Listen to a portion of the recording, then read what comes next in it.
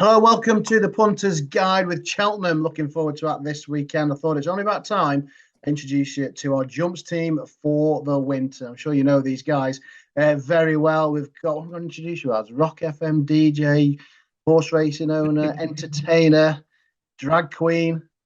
It's Joel Ross. You remember him from Road to Cheltenham last year. And of course, you've seen Frankie Foster doing lots for us as well as our Betfred ambassador. Hello, boys. Good evening. Pleasure to be here for the first jumps Punters Guide. It is indeed, yeah. Cheltenham to look forward to. Come on, I know you're going to be there. I'll start with you, Frank. You're going to be there this week. Well, what does Cheltenham mean to you? Oh, it's brilliant. Well, that's where my love for racing started. Not as early as kind of most people that are involved in racing go back to when they were 4 years old and their granddad took him. Mine wasn't. I was about 16, 17 maybe. I should be bringing the youth to the panel because when I was 16 or 17, it was when Bosworth won the Gold Cup, and that was my first real taste of Gold Cup racing at Cheltenham. And from then on, I've been hooked. So I'm actually back in my old bedroom at my mum's house for this ahead of Cheltenham tomorrow. Word on the ground is that although it's rained, it's the mother where she walks the dogs, it's still firm ground. So if we're going off of that, we're looking at a slightly quicker ground than we used to maybe this time of year. But yeah, I'm all good. I'm looking forward to it. Hey Matt, I want to say as well, I mentioned to a couple of people at work about Cheltenham. Thank God it's staying at 4 days. Do you remember 3 days? No one remembers it. Done with the days. Yeah, it used to be 3 days, and it's like, I don't remember that. And you go, oh yeah. You struggled with one last year. Yeah, it's a good point. That's a really good point. Well, that's what Frank said there, but where did your granddad take you when you were 4? I normally down the bookies. It really was Scarborough, rough council estate. I'd go there. I think I put my first bet on for him when I was about 4. Rules were different then, weren't they? It wasn't gamble responsibly and and all that. But it's safe for gambling week as well. But look, let's get stuck into Cheltenham. There's 4 races I want to talk to you about on Saturday. We start with the stay-in handicap chase. We just cut up a little bit.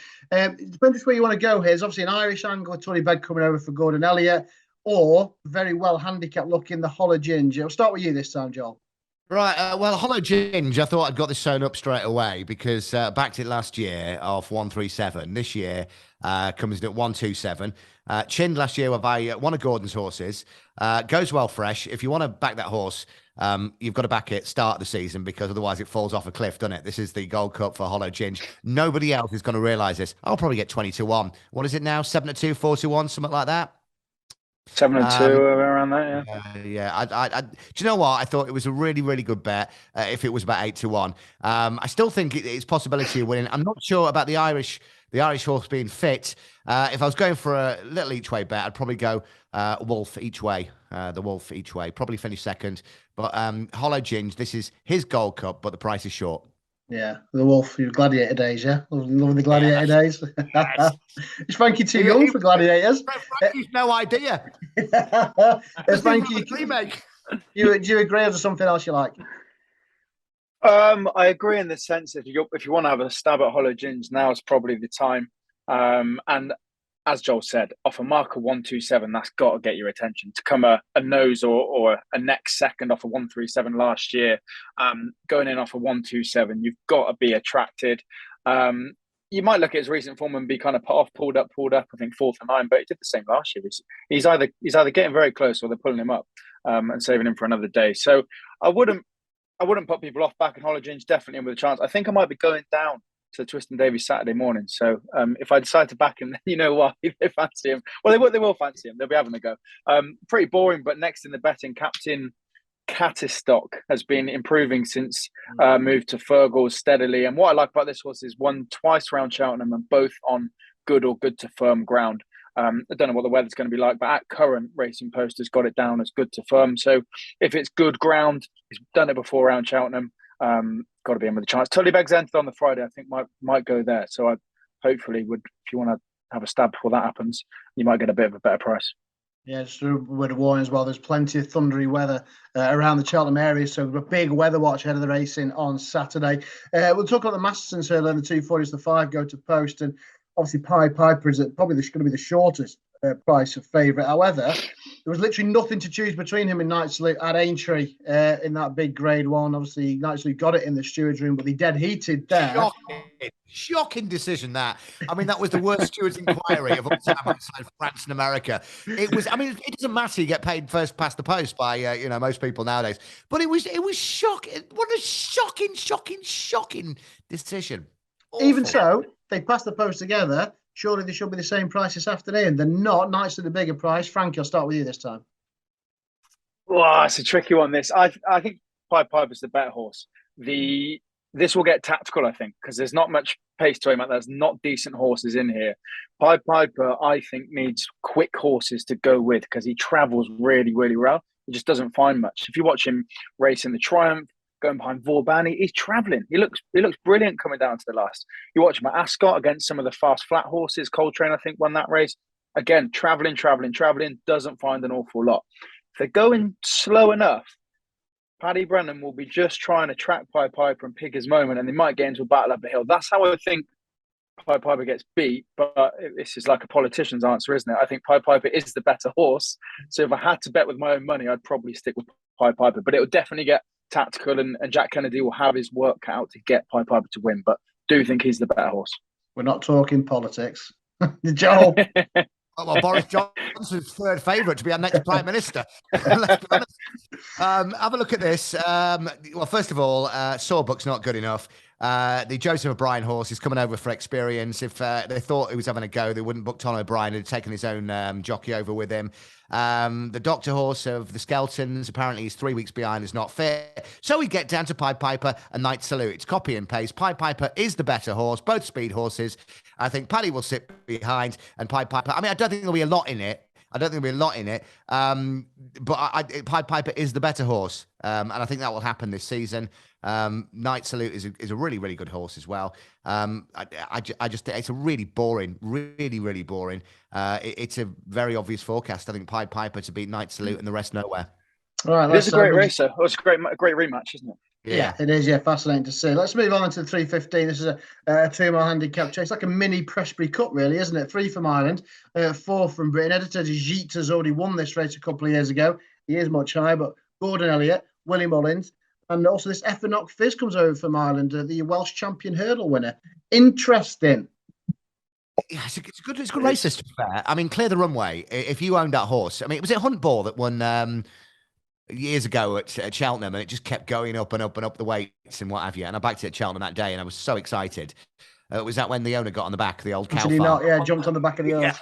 Yeah, clear the runway. I think went off from like 98 off up to 142 or something like that. They've all been summer tracks, but if you're the owner of that horse, you've still got to be backing this horse at those sort of prices as well. Was it 3-4 to 1, something like that? Just for it's really put Laura Morgan on the map. But I'm going for Editor Geek for Gary Moore. I don't think it's a top class horse. The very, very top. 4th in the Grand Annual as well. It only weakened in the last 100 yards. For me, if Clear the Runway wins, I'll be very, very happy for everybody, apart from myself who haven't backed it. But Editor Geet is probably the best horse in the race. Has won this, you say. Not top class, and I think this again is picked for the season. Yeah, there you go. Then he does love it at Cheltenham. Frankie, you with him, or Clear the Runway, or one of the Irish Raiders? I think I'm with the Mullins Irish Raider. Clear the Runway. No disrespect to these tracks, but it's been very well campaigned at the likes of Southwell, Market Raising, Cartmel. You're not going to get the same competition turn up there as you will on Saturday. Editor Jeet being one of the kind of noticeable top rated and grade 1 or graded horses at least. Dad's Lad, though, I think could be well handicapped. Comes in off a 1-3-5. Last raced in a hurdle race in Listel, Phil's Duderi, my mate Mozzie, some good quick horses in there. Has only been chasing 3 times and won 2 of them. The first a bit untidy, came 5th, and then has won both since and jumped well and did everything right, really. I think was it Killarney last time. So, you know, a Mullins horse that has gone hurdling behind decent horses, is tidied up as jumping over fences and gets in off a 1-3-5. I think it's got to be better than that mark. So based off the weights, I'll be going with Dad's Lad. Yeah, you're right, William Mullins at your peril. Joel? I was saying, do you think he'll be fit? It's sort of like, I look at that, the Henry, Gordon, Willie horses this time of year. I love the fact we call them by the first names as well. Yeah, they're not going to be tuned up, whereas Nichols will be tuned up. You know what I mean? Yeah, Nichols. sometimes they try and enter them to see where they sit handicap wise on the marks, don't they, and see what they've got. They don't send over the big guns. So sometimes there is that, but never ever right. William Mullins off at all. Right, let's go on to the Pertemps qualifier then. I know Joel will be hunting to see which one finishes sixth ahead of the final back here in March, which everyone sneaks in, giving a very tender ride. Always interesting, these Pertemps qualifiers. But we want to know a winner. That's what's going to pay the bills. The 350. Then I'll start with you this time, Frankie. A big field to look forward to. There is, so I might just start saying as many names as I can fit into one sentence and hope that one of them comes close. Botox has is probably the right favourite, great Cheltenham form. Salvador Ziggy's the one that catches my eye. 4 starts and 4 wins for Gordon Elliott. Seems to be getting better the further he goes. Looks like a right good staying hurdler, and I think has still got more in the bag here. I mean, we're just talking about the Irish Raiders. Where does he sit? Gordon's brought a bit of an army over, to be fair, and I think this is one of his decent chances. One that might finish out the back of the telly, but I'm going to give a shout to is Ask Dylan. I've got it as well. Just be going 25s. I've got that as well. There we go. A big price winner on week 1 of the season for the lads. Mark, who owns it, with a couple of others from Phobos, great lad. He lives in Cheltenham. They might just be going for a day out. But this horse is on a bit of a decline and he's finished nowhere in lots of races. But that's when he's racing at kind of grade 1, class 3 level. When he just dips below that, when he comes into these sorts of affairs, he actually goes all right and he stays and stays and stays. I've seen this horse off the bridle about 4 out and come in the places. So Ask Dylan could come out the back of the telly, but in slightly weaker company, could actually go all right. So that's a big price. But Salvador Ziggy would be the selection. 2 against the field for Frankie. I know one of yours will, Joel, agree in Ask Dylan. Yeah, Ask Dylan, and also I think it's well handicapped, and Jack Hogan takes off a further 7 as well, and he's conditional to follow this season, definitely. But for me, Antire, who won at Haydock. Remember last year I texted you, I was doing the commentary at Haydock, and I said, I think John Joe's having it right off here today. I think it was 10s into 3s or something like that. And he managed to come along off his helicopter, had a few drinks in the champagne bar afterwards. Once he'd had a couple, a bit oiled, he goes, he'll win the next time out. He's not finished. No, he's a good horse. He's a good horse. He'll win the next time out. So there I am. Cartmel. Should have won. I think he got beat half a length. And got kicked him in. But he went, no, next season. This is a good horse. It's not for the day. It's a good horse. Good. I mean, he probably says that. He didn't know what he was talking about. And I'm just going, yeah, that's right. But for me, watched him at Haydock, and I thought that was the big gamble landed. But followed up. Well, not followed up, but came second at where he should have won. But for me, 8, 9, 10 to 1, something like that. Antire for John Joe and John Joe Jr. The only problem that I have with this is he's been around Cheltenham once and fell at the first. I think it was Kevin Brogan who was on that day. So he's off anyway. It was conditional jockey's race. John Joe O'Neill Jr. is back on. And I think it's a really strong bet. But Ask Dylan, same as Frankie. It might finish tailed off, but it could run on for a third or fourth. Big prices, agreeing on a big price, liking the Pertemps qualifier at 350. Right, don't go anywhere, gents. We'll be back shortly. We're going to look at Aintree and get a couple to follow for the season as well. But of course, our regular pundit, Jason Weaver, is going to be looking ahead to the big Group 1, the final Group 1 of the season, the Vertem Futurity, the Aidan O'Brien benefit, or whatever you want to call it. So let's go join Jason and get his thoughts on the season's ending Group 1 contest at Donny. Well, let's look ahead to the final Group 1 of the season then with Jason. And Jason, before we get into that, lots of rain around both at Doncaster and Newbury ahead of this weekend. So a weather watch, really important. Yeah, absolutely. Good few hours between either, but the lead up, if you like, into those meetings has been pretty wet and soggy. So it's going to be testing conditions, probably not ideal for flat racing, but that's when you've got to delve into the pedigrees and you get some sort of angle as to who is going to sort of really relish the conditions, if you like. And we do get a few at prices pop up when the ground turns soft at this time of season. We certainly do, but there's a shorty in the Vertem Futurity, the final Group 1 of the season. Aidan O'Brien's such a great record. I think it's going to be his 11th win. He's already had 10, I think, in it. Also, Augusta Rodin certainly could take some beats. I'm interested in King of Steel. He only made his debut 10 days ago at Nottingham. That was on soft ground. I thought that might hold him in good stead, but it's a big step up from a debut effort to a Group 1 in 10 days. But what do you think for the Vertem Futurity? Okay, so the first horse that you mentioned there, Augustus Rodin at the top, he was actually the founder of modern sculpture. And no, I didn't learn that in school. I Googled it. So there we go. But he was very, very impressive last time at Leopardstown. The thing I like is he went to the front and then he just pulled himself up. He wasn't doing a tap. But it's easy, isn't it? You go to the top of the market. As you mentioned, Aidan O'Brien has had absolute domination in this. With King of Steel, I'm interested that they turn him around so quickly. 10 days after that debut success at Nottingham, 17 hands he is for a 2-year-old. That's an absolute monster. Adam Kirby said he hadn't sat on any bigger 2-year-olds for absolutely years and years. So I'm fascinated to see how he goes. But I think they've got the market wrong. Please let us have the dead 8 runners. For me, Holloway Boy never got a clear cut at them last time at Newmarket in the Autumn Stakes. He's behind Epictetus, who goes for Gosden and Dettori, but he was just on the fence. It was one of those when the gap is never quite open for you, the horses just tend to climb up a little bit in the air. I feel sorry for him that they put the visor on because he didn't do a great deal wrong. It was more jockey error or jockey lack of room, if you like.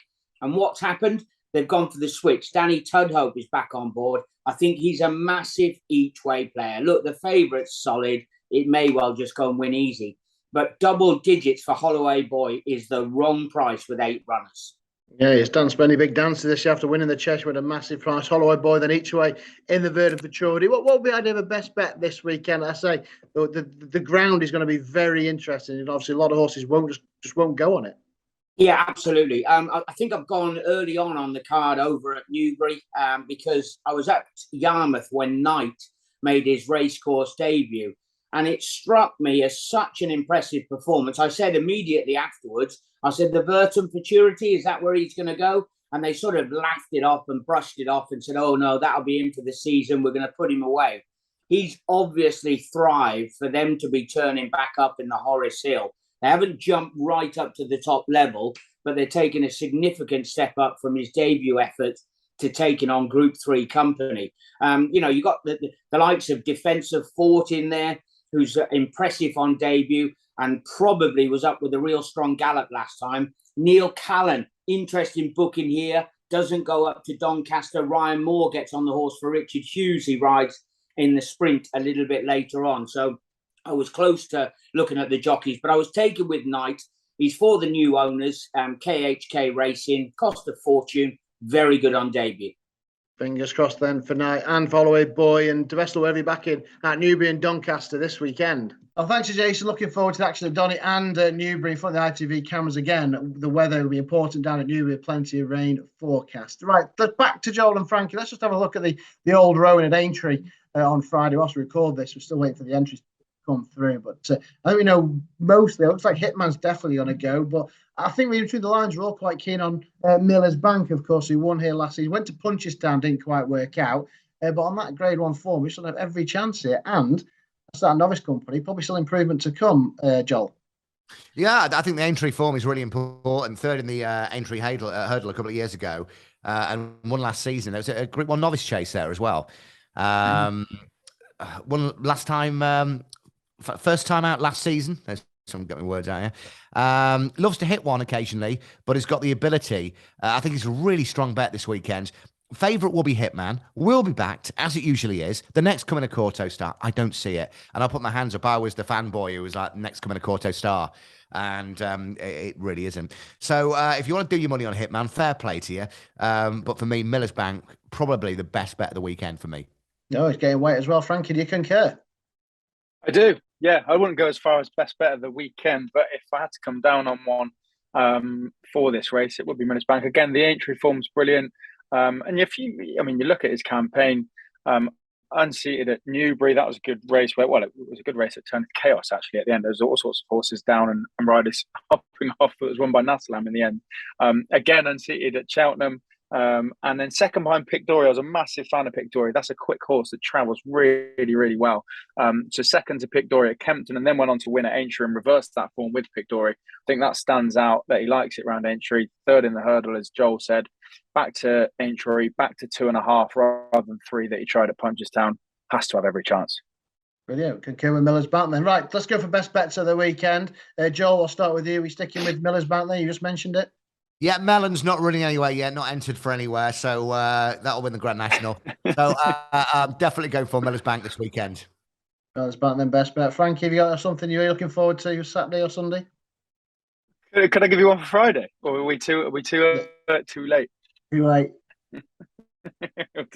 We'll go. Yeah, it's already ran. It's already won. What was it? What was it? Yeah. What was it? I want to know. I'll tell you on Monday. Yeah, I can't possibly tell you now. God, if I had to nail down a best bet, He's going Piper. I could see it. I can see it now. No, it's going to be Dad's Lad. I think it'd be really well handicapped. Dad's Lad really well handicapped then for Willie Mullins. Right, I'm not going to let you go without 2 to follow for the season. I'll start with you, Frankie, because Joel gave us an absolute stinker last year. It was from Nicky Henderson's stable as well, wasn't it? But Frankie. Yeah. It's going to tell you what, this horse, I tell you what, John, this horse is going to be absolutely bloody brilliant, this horse. I tell you, it's going to be brilliant, this horse. I think he picked the wrong one. Pulled up, fell. When he Frankie, said, give us a couple to you. Look, it's not really a strong field you've got to beat after Joel's attempt last year, but give us a couple to follow for the season, which hopefully will be profitable. Yeah, well, I tried to think of one that wasn't your obvious kind of star heading towards Cheltenham, and one that was a more obvious kind of Willie Mullins potential superstar. The lesser horse runs Friday, Jetoile or Jetoile, however you want to pronounce it. I followed this horse through its hurdling career and made its chasing start not too long ago, and I was really impressed with how this horse jumps a fence. Comes second to Acum Risque. They both go against each other again this weekend. I think Jetoile might actually reverse the form of Acum Risque, but there's a good Gordon Elliott horse in there, so maybe might not get his nose in front this weekend. But this horse is, I think, the stable's highest rated horse. Had a bit of success with him over hurdles. He's chasing well, or looks to be taking defence as well. They've got to campaign this horse to get some prize money. He's the best one of the best they've got. Looks like he's going to be a good chaser. I don't think he's going to go to the big days out, but I do think where he does go, they're going to campaign him for some success. So I think he'd be a nice horse to follow at some of the lesser meetings. If you see him pop up on your race card, will probably be worth a spin. Going for the big guns, there's a couple of Mullins that are the obvious ones. El Fabiolo looking towards the arc will be a good shout. Champ Kylie I saw at Galway was very, very impressive. You're kind of wondering what they might do with that horse, because he sits between, top class and handicap level. I don't know where they're going to place him. The one that I'm going to go with is a very obvious but less obvious horse, in the sense that all eyes are on Facile Vega. But Redemption Day, if you've got 2-1 Facile Vega for Supreme, Redemption Day is like 7/8 or something like that. Was beaten at Cheltenham a long way, but it was absolutely bottomless that day. Next time out, went up against Facile Vega. They both left American Mike for absolute dust. Redemption Day actually got his nose in front at one point ahead of Facile Vega. Could have won that race. Was very, very close. Went with him every step of the way. That's a top-class horse. That's a horse that could win a Supreme or a Bally one. It's a horse that if Mullins splits Facile Vega and Redemption Day throughout the season, yes, he's going to be short wherever he goes and whatever he does, but I think he's going to win a hell of a lot of races. If you think back to when they both made their debut last year, there was comments when Facile Vega made his debut and they said, we've got a better one at home. That was Redemption Day. He didn't come good at Cheltenham, but the ground was horrendous. So on better ground, Redemption Day, I've only seen him twice, I think, last year. I think could be a superstar. Jetoile then, and Redemption Day too for Frankie to follow for the season. Right, Joe, come on, better than last year. What two are we going to follow this year to make us pay for the winter? Well, I got it down to 4, so I'll make them dead quick for you. First of all, it was difficult to find a. Did you not read the brief? No, I did read the brief, but I've got like Frankie. Don't give yourself every chance. Yeah. So Statler for me. I've had 2 bets so far. anti-post. 3 from 3 over fences. Lightly raced. 25-1 for the Gold Cup. So I backed that already. Copperless for Ollie Murphy was the only British horse I could find. The Swinton Hurdle at Haydock. Been off all of last season, rated 141. Only a 7-year-old. 5 starts over hurdles. Has won 3 of them. Probably be campaign for the fight in 5th once again. Trainer can get one ready. The one for me, I'm a fan of Melon, my favourite horse, owned by the Donnellys. You're not putting him up. No, I'm not putting him up. No. He'll win the champion hurdle by 10. Ardeld. Parmenio for Willie Mullins. 230 grand the Donnellys paid for him. Only one race in France. It went over 1 mile 3, and you can't actually get it now on the At the Races website. It raced at Cléon because the new app is awful. It's a typical Willie Mullins novice hurdle type. So look out for that one, Parmeon. And then the final one for me, and you're going to hate me, so I'm just going to put my headphones down and leave after this. The only other bet I've had, and racing fans will hate me, is for the Fox Hunters, the Storyteller at 16-1. In October, I'm putting up something in the Fox Hunters. I'd have to check if that's actually qualified. Because Sam Crow isn't qualified, is he? Yeah, but if Sam Crow starts now, it still won't finish. I can't believe in the end of I can't believe by point the end to of point by October. 32 lengths. Yeah, I can't believe by the end of October we've got a tip in the Fox Hunters already. Is that what the world is? It's all here. It's all here. Oh yeah. He's got a ring binder. It used to be an old diary. Now it's a ring binder. Brilliant, boys. Look, you can join Frankie and Joel and myself throughout the entire national hunt season. We'll be here every weekend looking ahead to all the big jumps races. Fingers crossed we get off to a cracking start with the best bets from this weekend. Of course, wherever you are back in, the very best of luck. And please gamble responsibly.